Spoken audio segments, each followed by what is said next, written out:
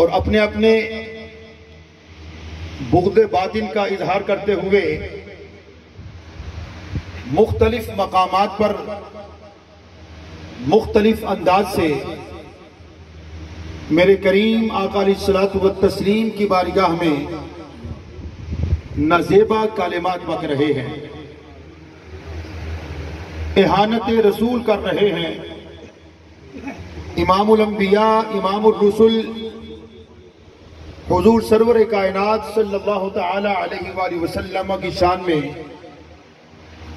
तनकीद और तनकीस कर रहे हैं और इस तरह गुस्ताखियां कर रहे हैं। जब अहले ईमान के सामने